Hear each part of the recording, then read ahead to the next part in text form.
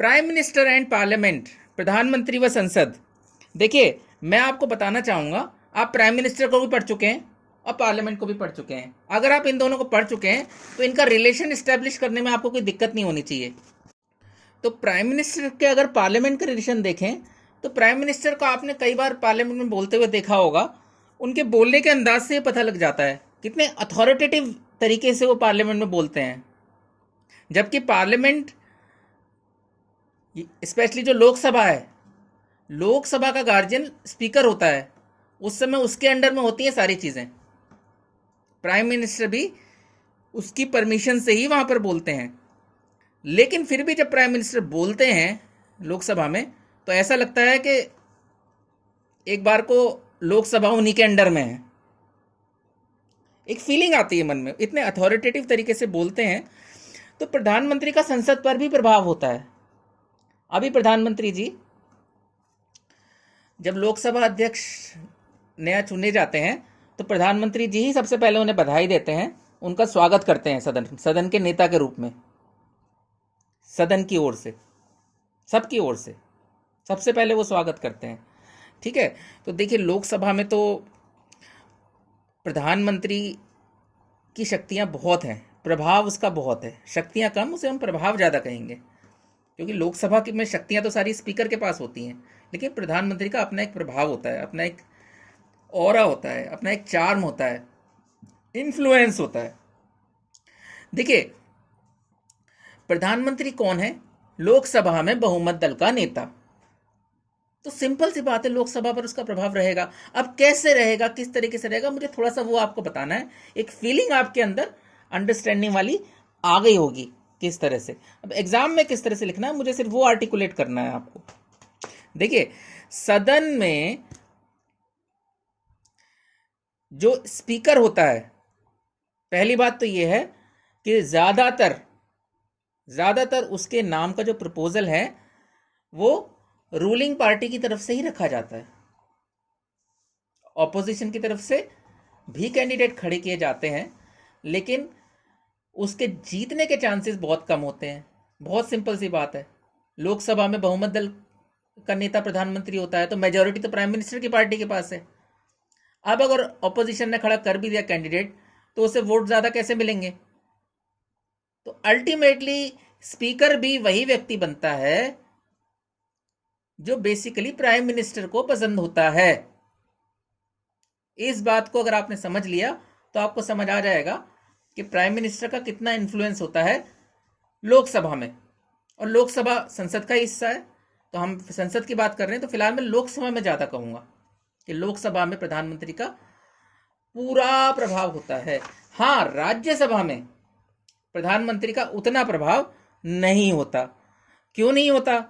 क्योंकि राज्यसभा के बारे में संविधान ये कहता है कि राज्यसभा का जो अध्यक्ष होगा, जिसको हम स्पीकर नहीं कहते, चेयरमैन कहते हैं, अध्यक्ष, वो संविधान ने बिल्कुल clearly, constitution has clearly mentioned that the vice president of India will be the ex officio chairman of the Rajya Sabha.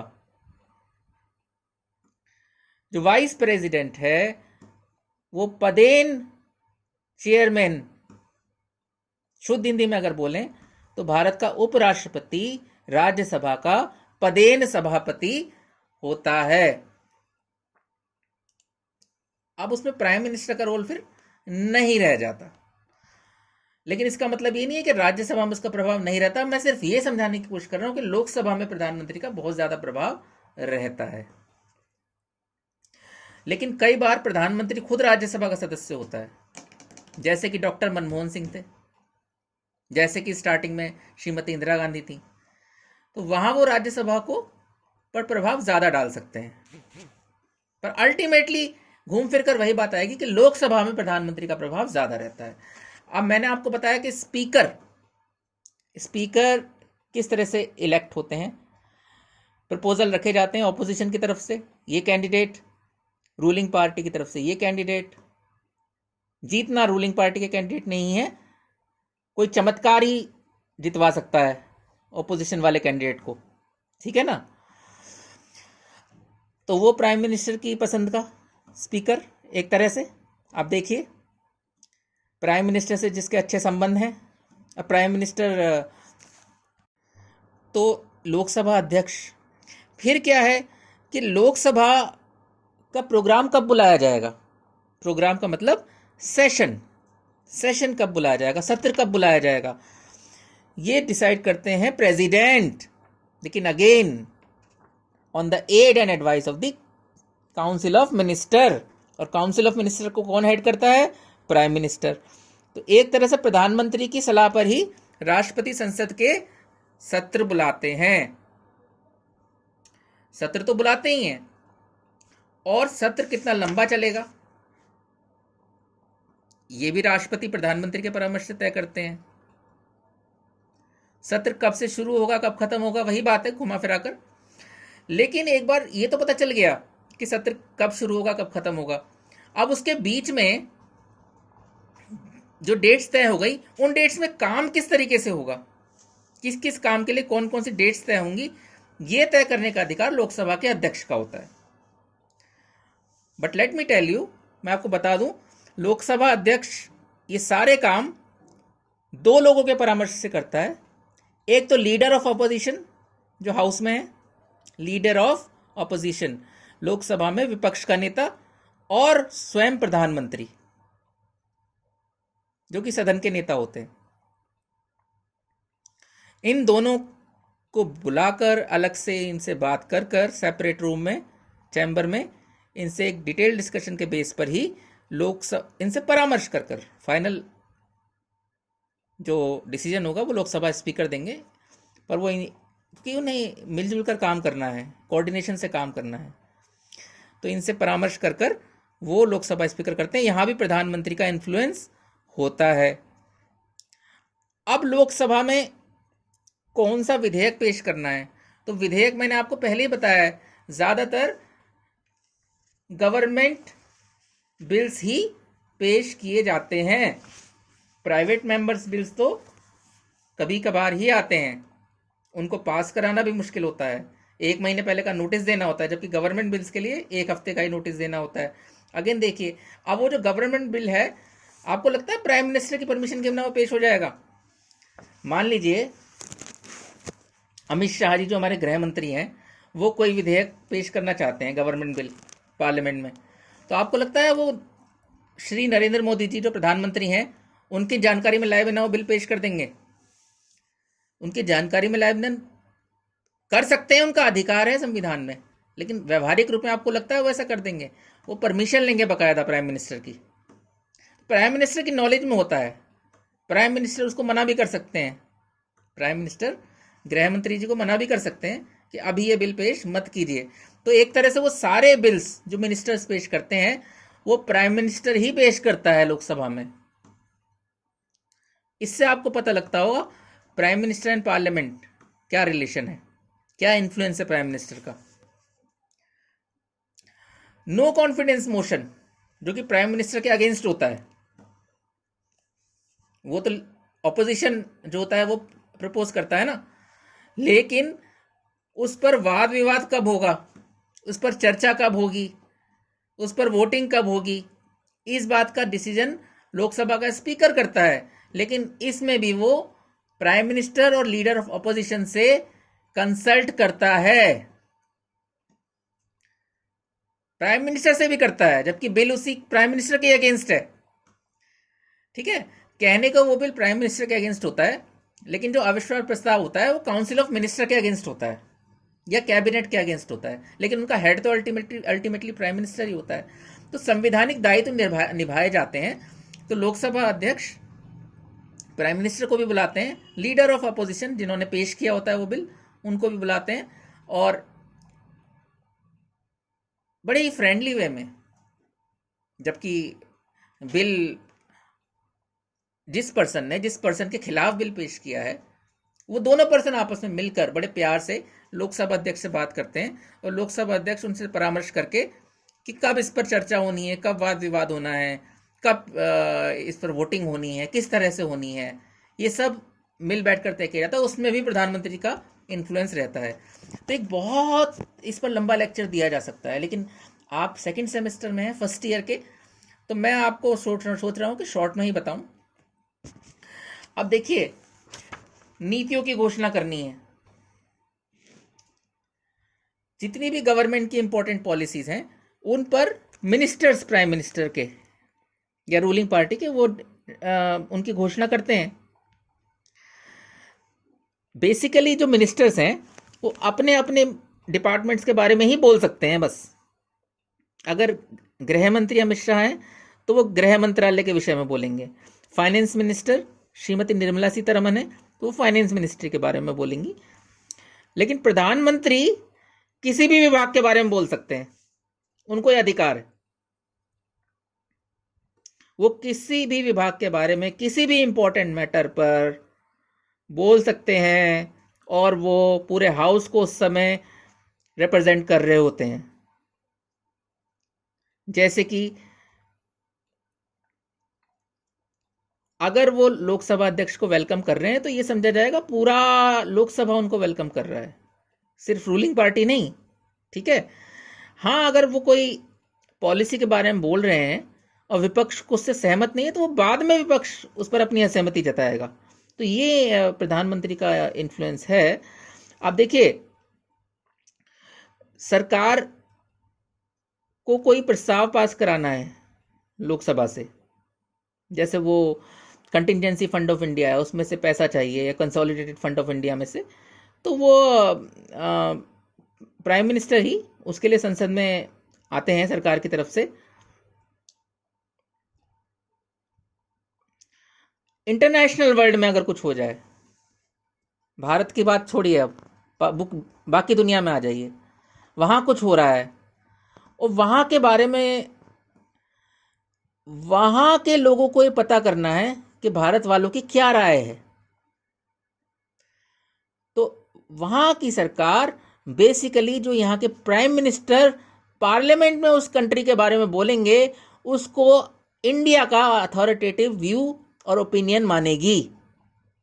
ध्यान से सुन लीजिए इस बात को। बोलने को 130 करोड़ हिंदुस्तानी हैं, वो उस देश के बारे में कुछ भी बोल सकते हैं, लेकिन जो वहाँ की सरकार है और वहाँ की मीडिया है उनके लिए इंडिया, पूरी इंडिया को रिप्रेजेंट कर रहे हैं प्राइम मिनिस्टर।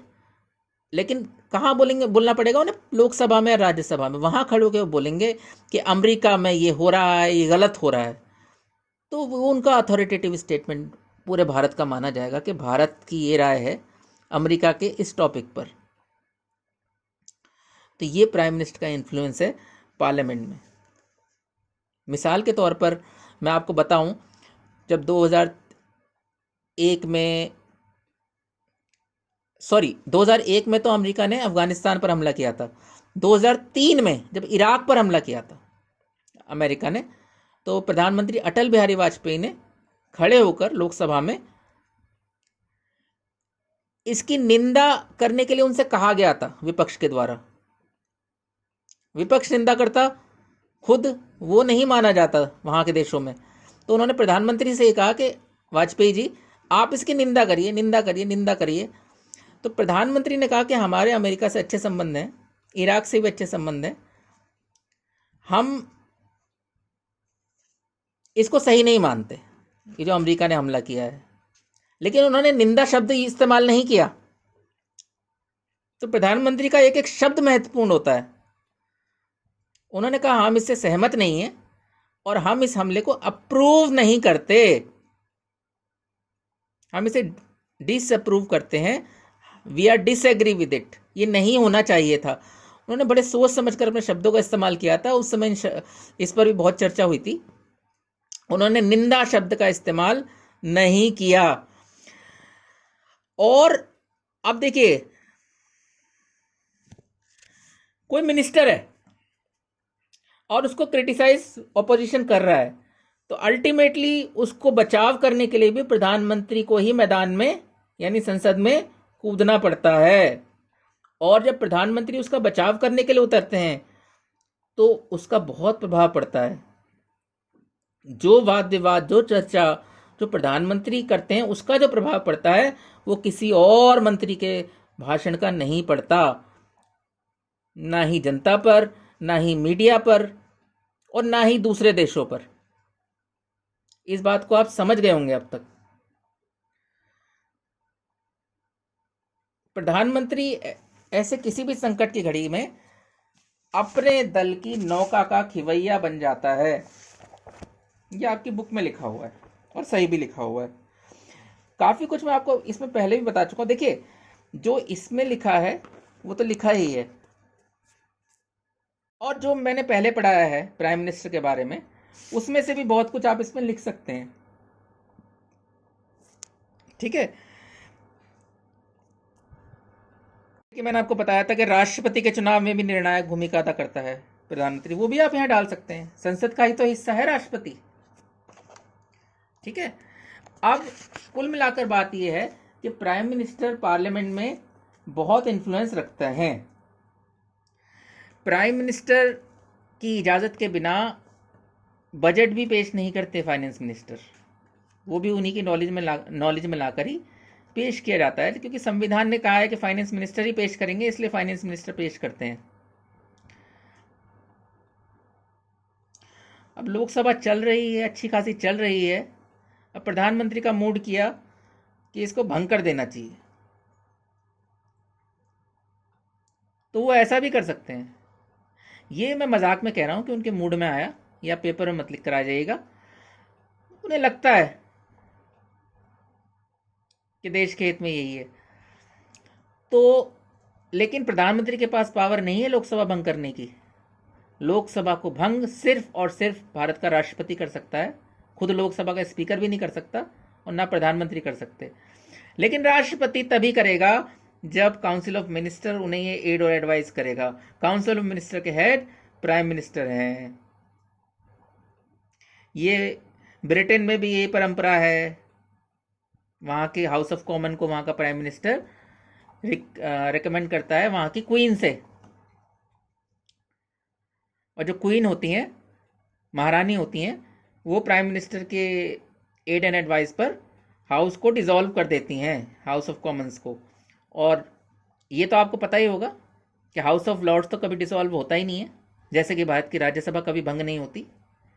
ठीक है,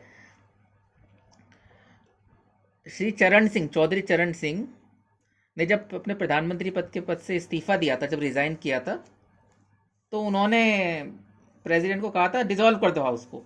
तो कई लोगों ने, विद्वानों ने, मीडिया ने कहा था कि यार ये तो पार्ट टाइम प्राइम मिनिस्टर थे, काम चलाऊ थे, इनके कहने से कैसे प्रेसिडेंट हाउस को डिसॉल्व कर सकते हैं। लेकिन क्योंकि ये कॉन्स्टिट्यूशन में दिया हुआ है, और प्रेसिडेंट अगर ऑनेस्टी से काम करें, ऑनेस्टी से ये काम करते हैं, उन्होंने ऑनेस्टी से काम किया, अपने कर्तव्य का पालन किया और हाउस को डिसॉल्व कर दिया। तो देखिए, हाउस को डिसॉल्व भी करा सकता है। तो कुल मिलाकर पार्लियामेंट और प्राइम मिनिस्टर में आप रिलेशन देखें तो आपको समझ आ रहा होगा कि काफ़ी इन्फ्लुएंस, काफ़ी दबदबा, काफ़ी प्रभाव रहता है। और देखिए, जो काउंसिल ऑफ मिनिस्टर है वो भी तो पार्लियामेंट में होती है। सिंपल सी बात है, तो वो काउंसिल ऑफ मिनिस्टर कौन बनाता है? वो भी प्रेसिडेंट बनाता है, aid and advice of prime minister. वो भी एक तरह से प्राइम मिनिस्टर को ही रिप्रेजेंट कर रहे हैं, वो भी प्राइम मिनिस्टर के कहे से अलग नहीं जाते हैं। जितने भी मिनिस्टर्स वहाँ पर बैठे हैं, उनका भी जो इन्फ्लुएंस है वो प्राइम मिनिस्टर का ही इन्फ्लुएंस है। आप इस बात को समझिए, ये भी आप लिख सकते हैं। ये नहीं है कि जितना बुक में लिखा है वही लिखें, आप कॉन्सेप्ट को क्लियर करिए, और आपके पास दिमाग में होना चाहिए कि हाँ, मैं वहाँ से लेकर, उस टॉपिक में से लेकर इस टॉपिक में लिख सकती हूँ। ठीक है, रट्टेबाजी मत करिए, कॉन्सेप्ट को समझिए। तो ये पार्लियामेंट में होता है। अब देखिए, पार्लियामेंट में जो हमारे और एमपी भी होते हैं रूलिंग पार्टी के, जो मिनिस्टर नहीं होते, वो भी प्रधानमंत्री के कहे से अलग नहीं जाते हैं। 99% तो नहीं जाते हैं, कभी कभार हो जाता है ऐसा, तो 99% तो नहीं जाते। अब पार्लियामेंट में जो बिल पेश किया गया है मिनिस्टर्स की तरफ से, गवर्नमेंट बिल, उसका अगर विरोध हो रहा है अपोजिशन की तरफ से बहुत ज़्यादा, अब बिल पेश किया श्रीमती निर्मला सीतारमन ने और अपोजिशन ने उसका विरोध करना शुरू कर दिया, तो पहले तो श्रीमती निर्मला सीतारमन जो हमारी फाइनेंस मिनिस्टर है वही जवाब देंगी, लेकिन उनके जवाब से अगर सेटिस्फाइड नहीं होते अपोजिशन, तो फिर वहां भी प्रधानमंत्री को आना पड़ता है संकट मोचक बनकर। तो उनके जवाब से बहुत से लोग तो सेटिस्फाइड हो जाते हैं, बहुत से लोग नहीं होते, अल्टीमेटली फिर वोटिंग तो होती ही है। तो आप ये देखिए कि पार्लियामेंट में जो प्राइम मिनिस्टर उनका बहुत इन्फ्लुएंस रहता है, ना सिर्फ पार्लियामेंट में बल्कि अपनी पार्टी में भी। प्राइम मिनिस्टर अल्टीमेटली किसी पार्टी के ही लीडर है ना, तो हमारे प्रधानमंत्री श्री नरेंद्र मोदी किस पार्टी से? बीजेपी से। तो बीजेपी में किस तरह के लीडर हैं वो, अपनी पार्टी में भी उनका एक इन्फ्लुएंस रहता है। कई बार तो क्या होता है, जो प्राइम मिनिस्टर होता है वही पार्टी का अध्यक्ष भी होता है, लेकिन हर बार ऐसा नहीं होता। और अब तो ये परंपरा बन गई है कि प्राइम मिनिस्टर पार्टी का अध्यक्ष नहीं होगा, अध्यक्ष किसी और को बनाया जाएगा, लेकिन उसे चुनते प्रधानमंत्री ही हैं। तो जैसे कि आपको पता होगा 2014 में श्री अमित शाह को बीजेपी का अध्यक्ष बनाया गया था, और एक तरह से अभी भी वही अध्यक्ष हैं, लेकिन अभी कार्यकारी अध्यक्ष श्री जेपी नड्डा जी को बना दिया गया है, जगत प्रकाश नड्डा जी को। तो अध्यक्ष के साथ उनके कैसे संबंध हैं, अध्यक्ष के साथ कैसे उनकी कोऑर्डिनेशन है, इसका भी फर्क पड़ता है। बाकी एक चीज़ मैं आपको पहले बता रखी है, वो तो कॉमन पॉइंट है, उसे आप कहीं भी लिख सकते हैं। अल्टीमेटली प्राइम मिनिस्टर का इन्फ्लुएंस कैसा है, चाहे पार्लियामेंट में हो चाहे उनकी पार्टी में हो, वो डिपेंड करता है on the personality of the prime minister. ये अल्टीमेटली उनकी पर्सनैलिटी पर डिपेंड करता है। जैसे कि मैंने आपको पर्सनैलिटीज़ का डिफरेंस बताया था, लाल बहादुर शास्त्री जी, जवाहरलाल नेहरू जी, इंदिरा गांधी जी, नरेंद्र मोदी जी, डॉक्टर मनमोहन सिंह। अब देखते हैं इनकी पर्सनैलिटीज़ में आपको डिफरेंस दिखाई देता होगा, चाहे आप लोगों ने इनके बारे में बहुत ना पढ़ा हो, लेकिन फिर भी आप इतना समझ जाते होंगे कि हाँ इनकी पर्सनैलिटी ऐसी रही होगी, इनकी पर्सनैलिटी ऐसी रही होगी। उसका बहुत असर पड़ता है पार्लियामेंट के साथ रिलेशन पर भी प्राइम मिनिस्टर के, और अपनी पार्टी में उनकी पोजीशन कैसी है इस पर भी। फिर मैंने आपको बताया था कि प्राइम मिनिस्टर को पब्लिक का कितना सपोर्ट है, इसका बहुत असर पड़ता है सब चीज़ों पर, जिसमें कि पार्लियामेंट के साथ उनके relation, even council of minister के साथ उनके कैसे रिलेशन है, कितना उनका डोमिनेंस है वहाँ पर। ये कॉमन पॉइंट्स हैं, मैं आपको एक तरह से ट्रिक बता रहा हूँ। ये कॉमन पॉइंट्स आप सभी में लिख सकते हैं, अगर मेन पॉइंट्स याद ना आ रहे हो तो। आंसर तो पूरा करना है ना किसी तरह से, ये भी वैलिड पॉइंट्स हैं, ठीक है। तो उन्हीं को मैं एक बार रिवाइज करा रहा हूँ आपको। पब्लिक के बीच में पॉपुलैरिटी कितनी है प्राइम मिनिस्टर की, पब्लिक कितना उनकी रेस्पेक्ट करती है, कितना उनकी बात को मानती है, अभी पता कैसे चलेगा? देखिए वैसे तो अंदाज़ा हो जाता है, वैसे तो वो प्राइम मिनिस्टर है तो जनता ने ही उन्हें प्राइम मिनिस्टर बनाया है ना, ये बात तो तय है। तो वैसे ही वो जनता के प्रिय हैं, लेकिन हो सकता है सारी जनता के प्रिय ना हो, लेकिन कितने प्रिय हैं तो इसका अंदाज़ा बीच बीच में लगता रहता है। जैसे अभी लॉकडाउन जब हुआ था, तो हमारे प्रधानमंत्री जी जब मीडिया पर आते थे, तो एक बार उन्होंने कहा था कि आप अपनी बालकनी की छत में खड़े होकर हमारे डॉक्टर्स और जो कोरोना वॉरियर्स हैं उनकी रेस्पेक्ट में तालियां बजाएं, थालियां बजाएं। तो आपने देखा होगा कि बहुत ज़्यादा इस पर पब्लिक ने उनकी बात को माना था, लार्ज लेवल पर। मैं ये नहीं कह रहा कि सबने माना होगा, लेकिन लार्ज लेवल पर मीडिया में दिखाई दिया था। तो इससे पता लग जाता है कि पब्लिक के बीच में उनकी पॉपुलैरिटी कितनी है, एक इम्प्रेशन चला जाता है। पब्लिक कितना उनकी बात को सुनती है, कितना पब्लिक उनको रेस्पेक्ट देती है, कितना उनकी बात को वैल्यू देती है, कितना उनके कहने से किसी बात को मान लेती है, कर भी देती है उस काम को। इन सब चीज़ों पर असर पड़ता है। प्राइम मिनिस्टर का कॉन्फिडेंस तो इसी से बढ़ेगा ना। प्राइम मिनिस्टर का कॉन्फिडेंस कौन है? जनता। सिंपल सी बात है। तो प्राइम मिनिस्टर के अंदर अपने आप मोरल बूस्ट हो जाएगा। प्राइम मिनिस्टर का जब मोरल बूस्ट हो जाएगा तो वो अपना इन्फ्लुएंस ज़्यादा अथॉरिटेटिवली यूज़ कर पाएंगे, ज़्यादा कॉन्फिडेंटली यूज़ कर पाएंगे, चाहे वो काउंसिल ऑफ मिनिस्टर हो, चाहे वो पार्लियामेंट हो, चाहे प्रेसिडेंट के साथ उनके रिलेशन हो, चाहे अपनी पार्टी के लीडर के रूप में हो, चाहे एक राष्ट्र के नेता के रूप में हो। इंग्लैंड के प्रधानमंत्री के विषय में बोलते हुए लॉर्ड एस्क्विथ ने कहा था, प्रधानमंत्री का पद वैसा ही बन जाता है जैसा कि प्रधानमंत्री उसे बनाना चाहे। देखिए कितना बढ़िया स्टेटमेंट है, पेज नंबर 121 पर है ये। इंग्लैंड के प्रधानमंत्री के विषय में बोलते हुए लॉर्ड एस्क्विथ ने कहा था, प्रधानमंत्री का पद वैसा ही बन जाता है जैसा कि प्रधानमंत्री उसे बनाना चाहे।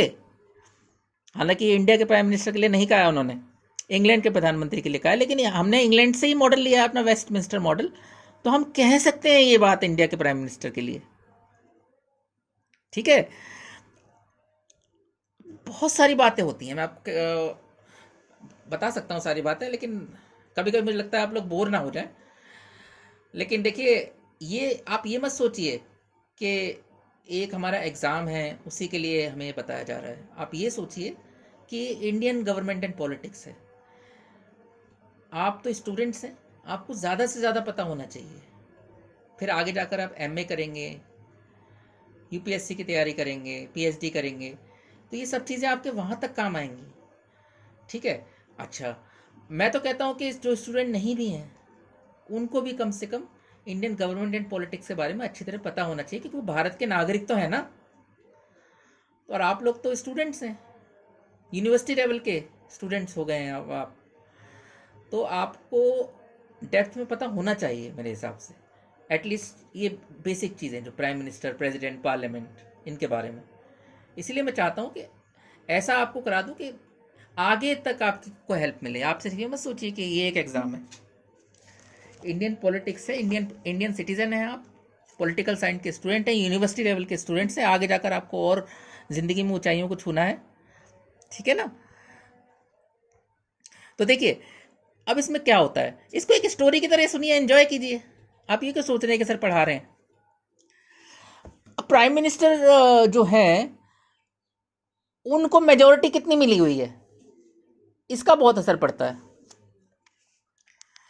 आप प्राइम मिनिस्टर को मतलब उनकी पार्टी को, जो पॉपुलैरिटी होती है वो प्राइम मिनिस्टर की पर्सनैलिटी की होती है। जो मैंने अभी आपको एग्जांपल दिया था, प्रधानमंत्री जी ने लॉकडाउन के दौरान मोमबत्तियां और दिए जलाने के लिए कहा था ना, तो आपने देखा बड़े लेवल पर, हाई लेवल पर मोमबत्ती और दिए जले थे, और लोगों ने तो बम भी छोड़ दिए थे, बम पटाखे भी छोड़े थे। हालांकि उसका बाद में आलोचना हुई थी, और ना ही प्रधानमंत्री ने कहा था बम छोड़ने के लिए। ठीक है, लेकिन उनकी उस बात को भी रेस्पेक्ट किया लोगों ने। इससे ये मैं ये नहीं कह रहा कि इससे ही उनकी पॉपुलैरिटी पता लगती है, वो तो वैसे भी पता लग ही जाती है। किसी रैली में वो जाते हैं, कितनी भीड़ वहाँ जुटती है, किसी समारोह में वो जाते हैं, वहाँ पर किस तरह उनका वहाँ के लोग स्वागत करते हैं। और सबसे बड़ी बात है, जब वो टीवी पर मन की बात करते हैं, खासतौर से हमारे प्रधानमंत्री रेडियो पर करते हैं ना मन की बात, तो उसकी कितने लोगों ने उसे सुना, कितने लोगों ने देखा, वो सब आजकल रिकॉर्ड हो जाता है, उसका रिकॉर्ड होता है। उससे पता लग जाता है कि प्राइम मिनिस्टर की पॉपुलैरिटी कितनी है, कई चीज़ों से पता लग जाता है। तो जब वो अपनी पार्टी में लीडर के तौर पर बैठते हैं तो एक कॉन्फिडेंस के साथ बैठते हैं, एक अलग ही उसके साथ बैठते हैं, जब उन्हें पता होता है कि वाह मेरी पॉपुलैरिटी कंट्री में इतनी है। तो जब वो अपनी पार्टी के अध्यक्ष से बात करते हैं तो अथॉरिटेटिव तरीके से करते हैं। अथॉरिटेटिव का मतलब ये मत निकालिएगा आप तानाशाही तरीके से। अथॉरिटेटिव का मतलब है एक अधिकार के साथ, एक विश्वास के साथ, एक कन्विक्शन के साथ, without hesitation, without any reservations. ये मेरे कहने का मतलब है। तो देखिए, जब पंडित जवाहरलाल नेहरू थे तो कांग्रेस के अध्यक्ष श्री के कामराज थे, तो ये बड़ी कोऑर्डिनेशन के साथ काम करते थे। दोनों एक दूसरे के पूरक की भूमिका निभाते थे। ऐसा ही होना चाहिए। बीजेपी पार्टी का अध्यक्ष जो है और प्राइम मिनिस्टर भी अगर बीजेपी पार्टी से हैं, तो उनके बीच में एक कॉम्प्लीमेंट्री होने चाहिए वो एक दूसरे के लिए, ठीक है ना। वो एक दूसरे के लिए ब्लॉक ना बने, एक दूसरे की राह में बाधा ना बने, बल्कि एक दूसरे के लिए कॉम्प्लीमेंट्री बने। अब उनके रिलेशन का फिर देश पर भी असर पड़ता है और पार्टी पर भी असर पड़ता है।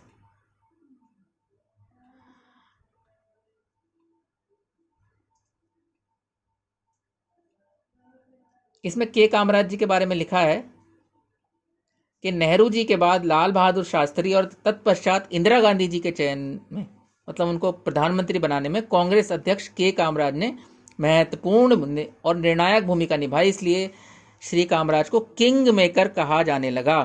धीरे धीरे श्रीमती गांधी एजर्टिव और सेल्फ कॉन्फिडेंट बनने लगी। 1971 का चुनाव तो कांग्रेस ने श्रीमती गांधी की नीतियों को लेकर ही लड़ा था। तो देखिए पता लगता है ना, शुरू में के कामराज जी का ज़्यादा इन्फ्लुएंस था, धीरे धीरे कम हो गया। जब प्राइम मिनिस्टर की पॉपुलैरिटी बढ़ने लग जाएगी तो अध्यक्ष का इन्फ्लुएंस कम हो जाएगा। अध्यक्ष सिर्फ पार्टी का है। हाँ हाँ, बोलिए बोलिए।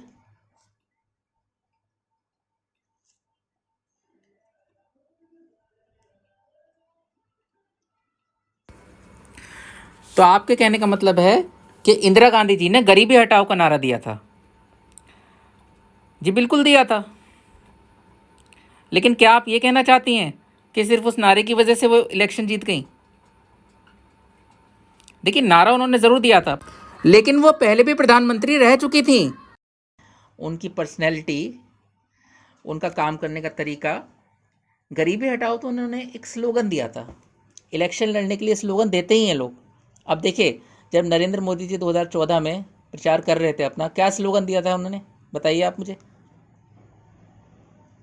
बताइए पायल शर्मा जी।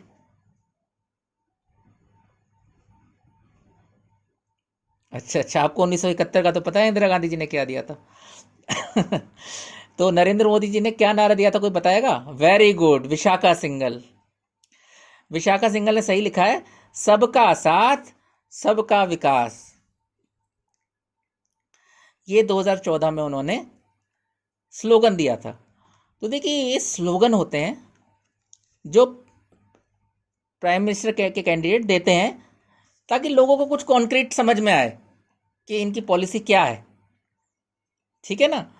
तो इसी तरह से इंदिरा गांधी जी ने उस समय गरीबी हटाओ का नारा दिया था।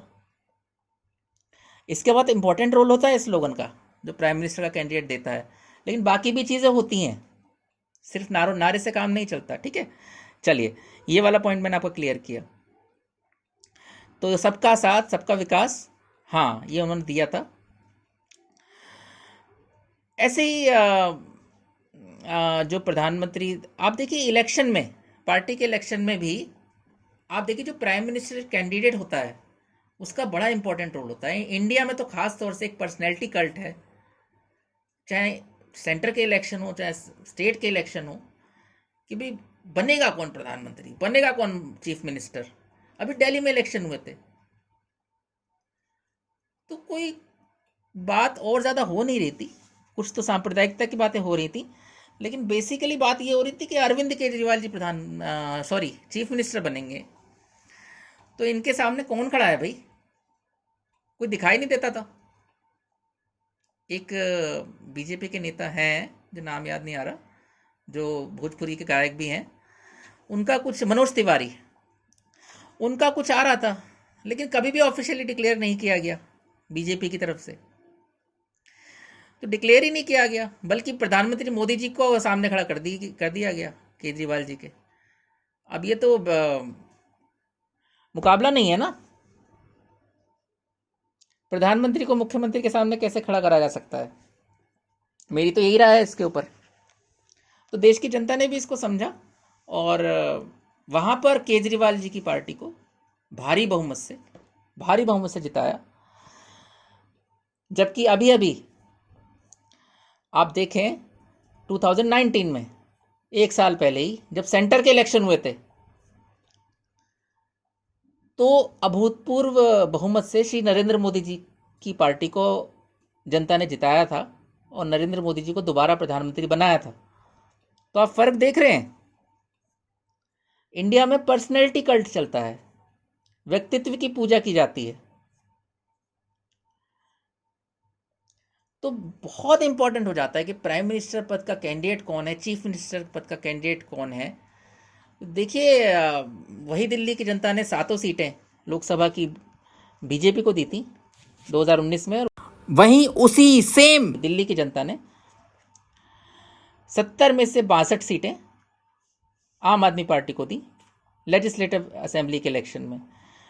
तो ये हमारी जो डेमोक्रेसी है, उसकी डाइवर्सिटी है, उसकी यूनिकनेस है, उसका एक अद्वितीय रूप है, तो शायद ही संसार में कहीं और पाया जाता हो। इतनी विविधता है यहाँ पर, ये खूबसूरती है यहाँ के लोकतंत्र की, जिसकी पूरी दुनिया में प्रशंसा की जाती है।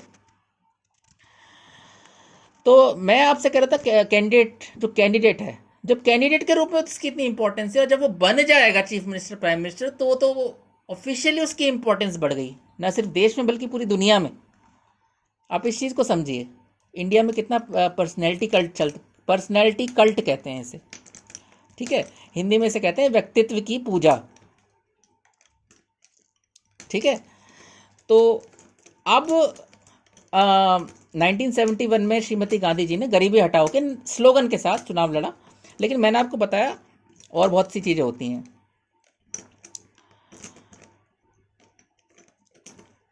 अभी अटल बिहारी वाजपेयी जी जब 1999 में इलेक्शन लड़ा था, तो वो बेसिकली कारगिल युद्ध जीता था उन्होंने।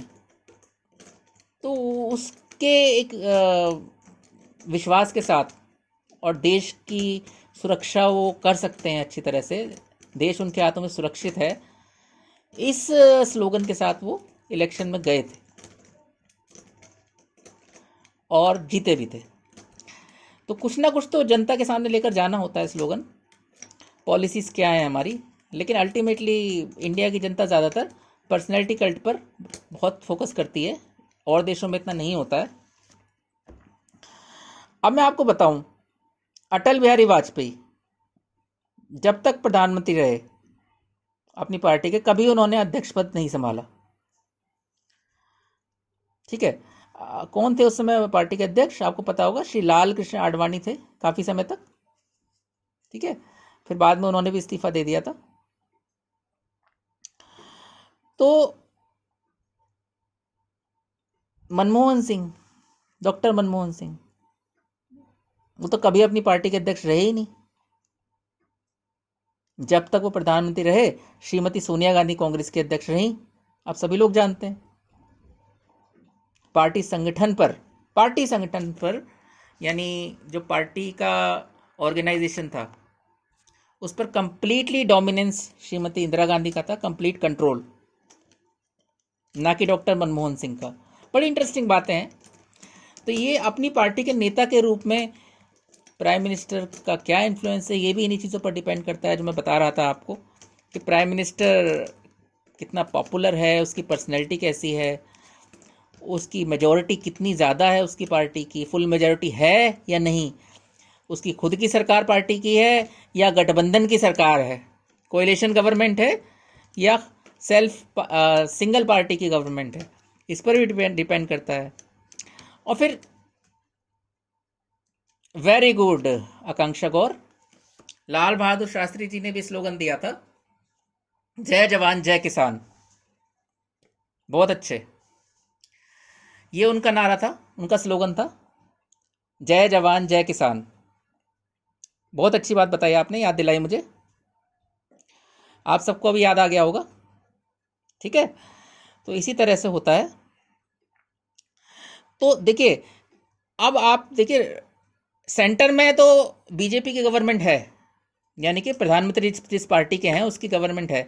अब बाकी स्टेट्स में महाराष्ट्र, पश्चिम बंगाल, केरला, पंजाब, हरियाणा, दिल्ली, स्टेट्स और union territories, Delhi is A union territory, it's not a full fledged state, ठीक है। अब स्टेट्स में क्या प्रधानमंत्री वाली पार्टी की ही गवर्नमेंट है या दूसरी पार्टी की गवर्नमेंट है, इस चीज का भी इन सब चीजों पर असर पड़ता है जिनका हम डिस्कस कर रहे हैं। और खास तौर से राज्यसभा में प्रधानमंत्री का कितना इन्फ्लुएंस है, ये तो इसी से पता लगता है कि बाकी राज्यों में उनकी पार्टी की सरकार है, और है तो कितने राज्यों में है, कितने राज्यों में नहीं है। देखिए, प्रधानमंत्री राष्ट्र का नेता है। राष्ट्र में सारे राज्य भी आते हैं।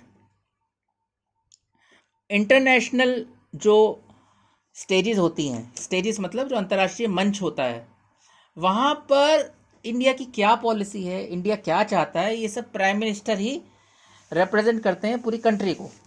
जब वो अमेरिका जाते हैं, जब वो फ्रांस जाते हैं, जब वो रशिया जाते हैं, किसी भी फॉरेन कंट्री में जाते हैं, तो वो राष्ट्र के नेता हैं उस समय। वहाँ जाके वो बोल आते हैं कुछ भी। वहाँ के लोग तो यही समझ लेते हैं ना कि ये इंडिया की ओपिनियन है।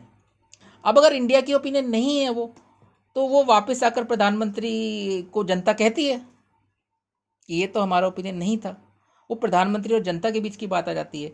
अगर जनता का बहुत बड़ा वर्ग उस प्रधानमंत्री की बात से सहमत नहीं है, 100 में से 20 लोग मान लीजिए सहमत नहीं है, तब भी यही माना जाएगा कि वो भारत की जनता का ही वो है। लेकिन 100 में से 80 लोग सहमत नहीं है उस बात से जो प्रधानमंत्री कहा है, तो वो तो मीडिया में आ ही जाता है और वो धीरे धीरे उस देश तक भी पहुंचने लगता है।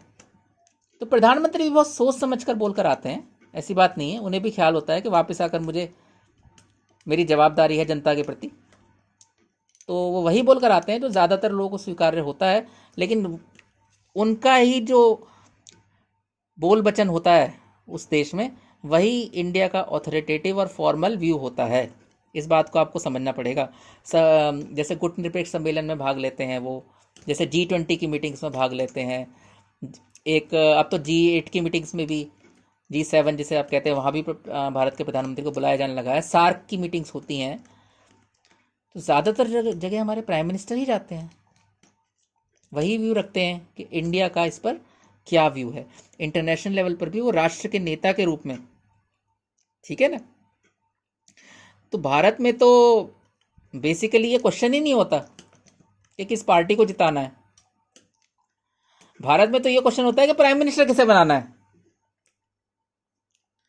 भारत में अगर आप ध्यान से देखें, राज्य लेवल पर, स्टेट लेवल पर भी ये होता है, किस पार्टी को जिताना है, नहीं, चीफ मिनिस्टर किसे बनाना है। अभी दिल्ली में इलेक्शन हुआ, उससे आपको पता लगता है। 1980 में, 1980 में जो चुनाव हुए थे, तो वो कांग्रेस की जीत नहीं थी, वो श्रीमती इंदिरा गांधी की जीत थी। कैसे? अरे भाई, 75 में तो उन्होंने इमरजेंसी लगाई थी, 77 में वो इलेक्शन हार गई थी, तो वो कांग्रेस की हार थी क्या? नहीं, वो भी श्रीमती इंदिरा गांधी की हार थी। 3 साल तक किसी और पार्टी की सरकार चली, 3 साल बाद फिर उन्होंने इलेक्शन लड़ा और बहुत ज़्यादा मेजोरिटी के साथ वो जीत कर आई। तो ये उनकी जीत थी भाई, हमें इसका श्रेय श्रीमती इंदिरा गांधी को देना होगा।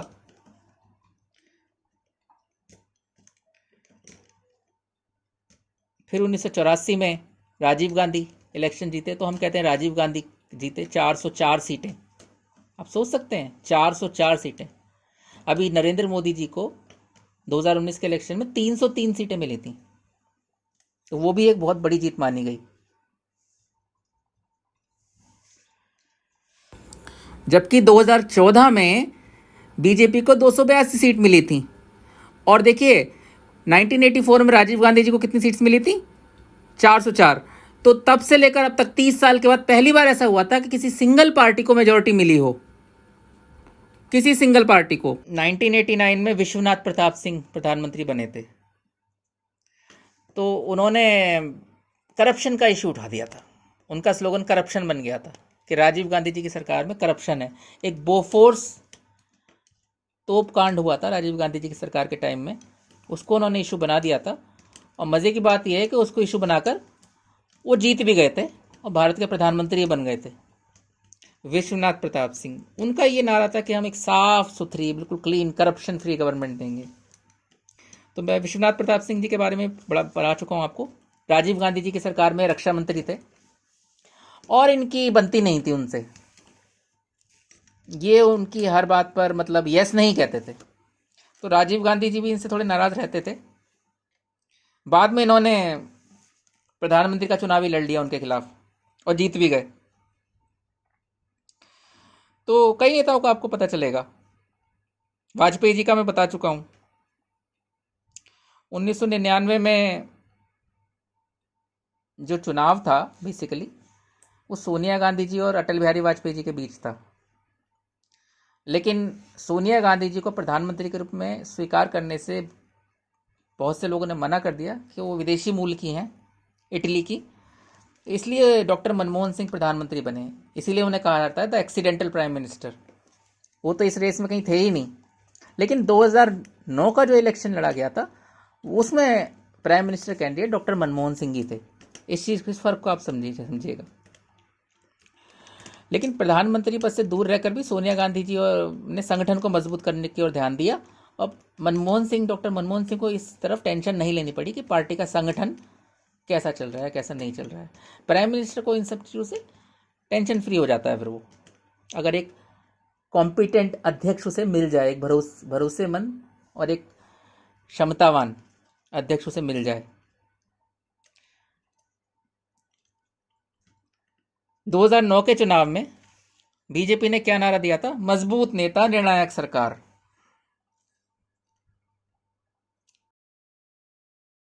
श्री लाल कृष्ण आडवाणी जी प्रधानमंत्री पद के दावेदार थे और कांग्रेस की तरफ से डॉक्टर मनमोहन सिंह, उन्होंने नारा दिया था विकासवादी और सर्ववर्गवादी सरकार। विकासवादी और सर्ववर्गवादी सरकार, ये बुक में लिखा हुआ है, आपकी पढ़ लीजिएगा, पेज नंबर 121 पर। कांग्रेस की जीत हुई, यूपीए की गवर्नमेंट बनी और प्रधानमंत्री बनने का अवसर श्री लाल कृष्ण आडवाणी को नहीं, डॉक्टर मनमोहन सिंह को ही मिला। मैंने आपको बताया ना, राज्यों में कितने राज्यों में उस पार्टी की सरकार है जिस पार्टी के प्राइम मिनिस्टर हैं, तो उससे राज्यसभा में भी उनका इन्फ्लुएंस बढ़ जाता है। राज्यसभा में इन्फ्लुएंस बढ़ गया, लोकसभा में तो है ही उनका इन्फ्लुएंस, पूरी पार्लियामेंट। इसीलिए तो बहुत से लोग कहते हैं कि जो पार्लियामेंट्री सिस्टम ऑफ गवर्नमेंट है, वो कहते हैं इसको पार्लियामेंट्री गवर्नमेंट मत कहो, इसे तो प्राइम मिनिस्टीरियल गवर्नमेंट कहो। ये भी कहा है लोगों ने, विद्वानों ने, कि नाम जरूर है पार्लियामेंट्री गवर्नमेंट। कई लोग कहते हैं नहीं, प्राइम मिनिस्टरियल गवर्नमेंट नहीं, इसे कैबिनेट गवर्नमेंट कहो। बेसिकली जो कैबिनेट है उसका शासन चलता है। तो जो दूसरे लोग हैं वो कहते हैं अच्छा मान लिया भाई कैबिनेट का शासन चलता है, पर कैबिनेट का हेड कौन होता है भाई? कहते हैं प्राइम मिनिस्टर। वो कहते हैं हो गई ना प्राइम मिनिस्टरियल गवर्नमेंट। तो वो कहते हैं नहीं, कैबिनेट को आप बिल्कुल राइट ऑफ नहीं कर सकते, कैबिनेट भी प्रधानमंत्री पर असर डालती है। तो कहते हैं ठीक है, फिर भी ये प्राइम मिनिस्टरियल गवर्नमेंट ही है। तो ये तो विचार विमर्श चलता रहता है, वाद विवाद। लेकिन दोनों ही केस में आप देखें तो प्राइम मिनिस्टर का और कैबिनेट का कितना इन्फ्लुएंस होता है पार्लियामेंट्री सिस्टम ऑफ गवर्नमेंट में। और ये दोनों जगह है, इंडिया में भी और इंग्लैंड में भी। इस पर चर्चा चलती रहती है कि इंग्लैंड का प्राइम मिनिस्टर ज़्यादा पावरफुल है या इंडिया का प्राइम मिनिस्टर ज़्यादा पावरफुल है। कई लोग कहते हैं इंडिया का प्राइम मिनिस्टर, कई लोग कहते हैं इंग्लैंड का प्राइम मिनिस्टर। बाबा साहब भीमराव अंबेडकर जी ने तो ये कहा था कि शक्तियों के मामले में इंडिया के जो प्राइम मिनिस्टर की तुलना सीधे अमेरिका के राष्ट्रपति से की जा सकती है। और आइवर जेनिंग ने कहा था कि भारत का प्रधानमंत्री इंग्लैंड के प्रधानमंत्री से ज़्यादा ताकतवर है। ये उस वीडियो में भी है जो मैंने आपको भेजा है। तो ये स्टेटमेंट्स आप विद्वानों के लिख कर आएंगे तो आपको काफ़ी इसमें आसानी होगी, आसानी नहीं, काफ़ी अच्छे मार्क्स मिलेंगे। Sorry. See the prime minister presides over the cabinet meetings, he controls the agenda for cabinet meetings. The Prime Minister supervises and coordinates the policies and functions of all the ministries and the ministers. The Prime Minister is the chief link between the cabinet and the parliament.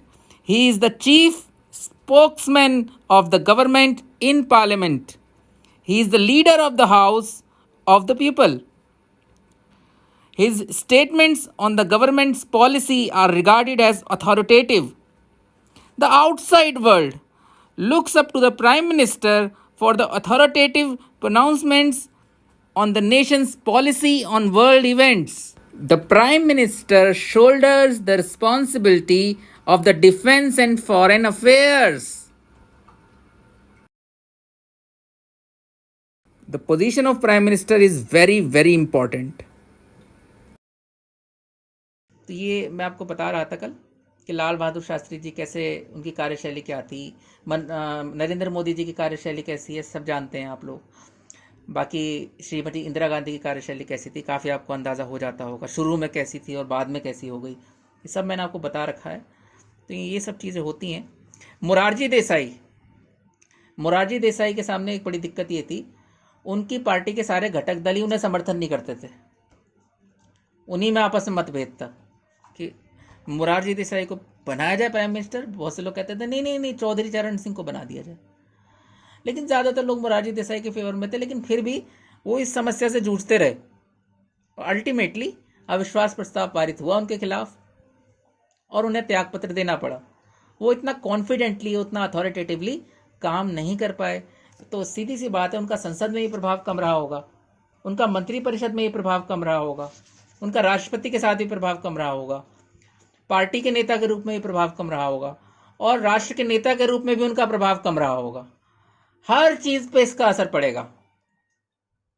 इस बात को आप लोग समझ लीजिए। सिर्फ प्रधानमंत्री का पद मिल जाने से बात नहीं बनती है, बहुत सारी चीजें होती हैं जिन पर डिपेंड करता है। अब उनकी छवि नेगेटिव या पॉजिटिव है, इससे असर पड़ता है। अब मनमोहन सिंह जी की छवि कैसी थी, ये तो सब मानते थे कि बहुत स्कॉलर हैं वो, इकोनॉमी के कुशाग्र बुद्धि है उनकी, लेकिन बहुत से लोग ये कहते थे कि वो एक कमज़ोर प्रधानमंत्री हैं। अब उनसे पूछा जाता था भाई कमज़ोर क्यों है, तो ये कहा जाता था कि एक तो ये राज्यसभा से हैं, लोकसभा से नहीं है। दूसरे कहा जाता था कि असल में पीछे से सोनिया गांधी जी इनको डिक्टेट करती हैं, ये उनके आदेशों पर काम करते हैं। तो ये उन पर इल्ज़ाम लगते रहते थे। ये छवि थी। देखिए, छवि, इमेज जो होती है उसके बारे में पुख्ता तौर पर कुछ नहीं कहा जा सकता, ये लोगों में बातें चलती रहती हैं। वाजपेयी जी, उनकी छवि एक सकारात्मक छवि थी, राजनेता की थी। उनके मामले में माना जाता था कि विदेश नीति के ये बहुत एक्सपर्ट हैं, विदेशों के साथ ये संबंध अच्छे बनाकर लगे। इवन पाकिस्तान के साथ भी उन्होंने बहुत अच्छे संबंध बनाने की कोशिश की और बनाए। जनरल परवेज़ मुशर्रफ को उन्होंने इंडिया बुलाया था आगरा में, और बहुत कोशिश की थी उन्होंने कि भारत पाकिस्तान के साथ संबंध अच्छे बन जाएं। नवाज शरीफ जी से भी मिलने गए थे वो, उन्होंने ट्रेन चलाई थी, बस चलाई थी, बस पाकिस्तान के लिए, और बस में खुद बैठकर गए थे वो। और जब वो आ गया था पाकिस्तान का बॉर्डर, तो वो गेट पर ही खड़े हो गए थे तिरंगा लेकर, और खड़े खड़े वो पाकिस्तान में एंट्री करी थी उन्होंने, झंडा लेकर तिरंगा का, बस के गेट पर खड़े होकर। तो ये अलग अलग एक छवि होती हैं, ठीक है। श्री नरेंद्र मोदी जी की छवि एक मजबूत नेता के रूप में है, स्ट्रॉन्ग लीडर, ठीक है। तो ये सब चीज़ें होती हैं। तो देखिए, ये सब चीज़ों का असर पड़ता है। ये चाहे आपका एग्ज़ाम में क्वेश्चन कुछ भी आ सकता है कि राष्ट्र के नेता के रूप में प्राइम मिनिस्टर कैसा है, पार्टी के नेता के रूप में कैसा है, उसका संसद के साथ संबंध बताइए प्रधानमंत्री का, मंत्रिपरिषद के साथ prime minister versus vis-a-vis council of minister, prime minister vis-a-vis president, prime minister vis-a-vis parliament, ये किसी भी तरह से क्वेश्चन आ सकता है। तो मैंने आपका हर तरीके से आपको बता दिया है आज की क्लास में भी, इससे पहले भी, कि इस तरह किसी भी क्वेश्चन का आप आंसर कर सकें। मैंने आपका कॉन्सेप्ट क्लियर कर दिया, लेकिन बुक में से तो आपको पढ़ना ही पड़ेगा एग्ज़ाम की लैंग्वेज के लिए। तो आप इसे सारा पढ़िए, आपको समझ आएगा। और इस तरह का कोई भी क्वेश्चन घुमा फिरा कर आ जाता है तो मैंने आपको काफ़ी मसाला नहीं कहना चाहिए, काफ़ी मैंने आपको मटेरियल दे दिया है, काफ़ी पॉइंट्स दे दिए हैं जिससे आप लिख सकते हैं। आप पढ़िए और नोट करते रहा करिए इंपॉर्टेंट पॉइंट्स मेरे नोटबुक में। वो पॉइंट्स ही बहुत हैं, एक्सप्लेन आप अपने आप कर लेंगे। तो यहाँ पर मैं आपकी आज की क्लास टर्मिनेट करना चाहूँगा। तो मेरे ख्याल से कोई डाउट भी आज नहीं होगा, और अगर हो भी तो पहले आप पढ़िए फिर डाउट पूछिए, ठीक है। तो मैं टर्मिनेट करने जा रहा हूँ आज की class. Thank you very much, आप लोगों ने क्लास अटेंड की। घर पर भी पढ़िए, ठीक है। Take care.